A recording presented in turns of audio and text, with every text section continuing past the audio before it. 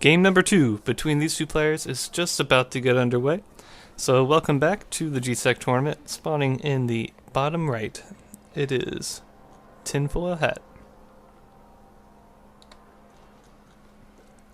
Spawning in the upper left, the Terran player, Nivlac.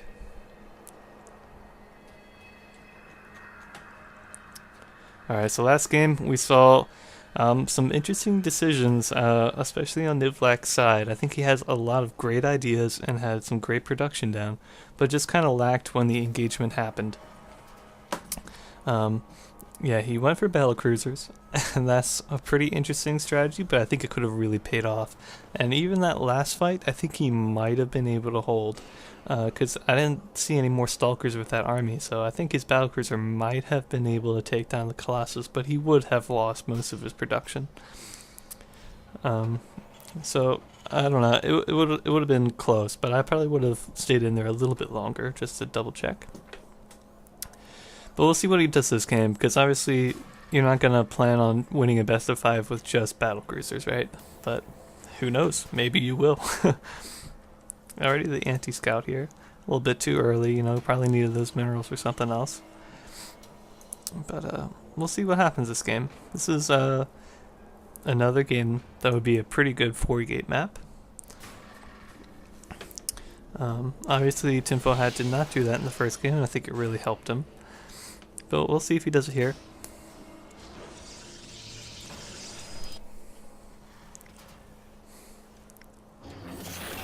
I think now would be a pretty good time. I don't think I've talked about how the map pool is working for this tournament.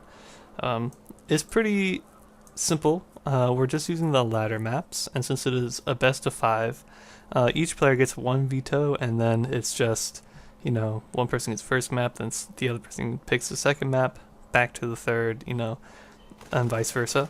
Tinfoilhat picked this map for the second map in the series, and we already have a pylon down.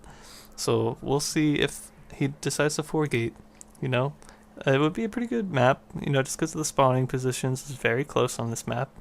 We're on Kingsong Station, so it's a pretty good map for that. But then again, Tinfoilhat, he should, Nivlac, he should kind of expect that on these smaller maps.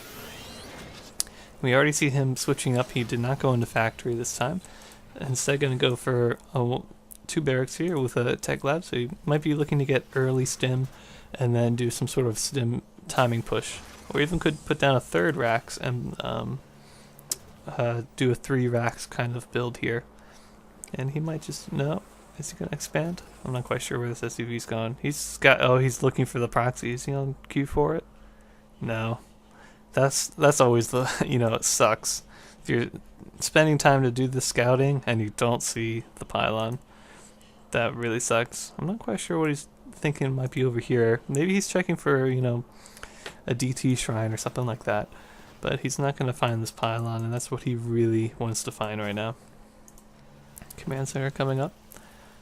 I would definitely do another barracks or factory, or, you know, another second gas coming down. So it could go into some sort of tech or upgrade path. I would even especially get combat shields here as soon as you have the gas for it. But what do we see over in Nivlac's side?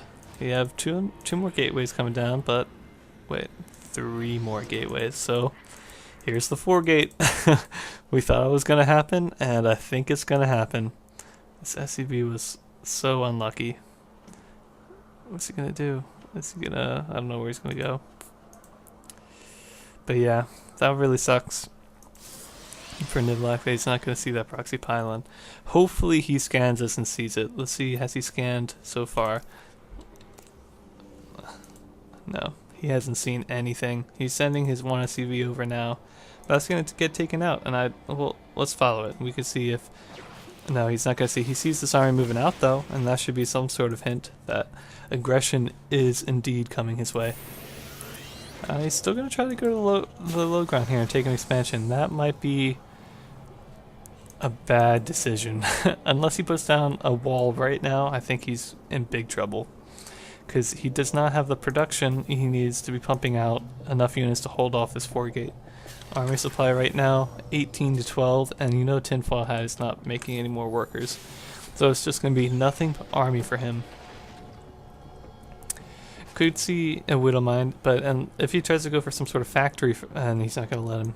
Tinfoilhat already in the series doing a lot better job than he did in the last series, and he's attacking way earlier before any sort of defenses are down, and I think this is already, GG. He's got to take this army back up here, close off both supply depots before anyone can run in, and yeah, I think it's already GG here. Yeah. So it's not looking very good for Nivlac at the moment, and there's a GG.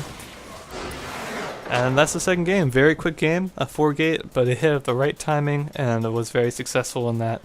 So Tinfoilhat is up 2-0 in this series, and we can see if he can take the last game in the next match.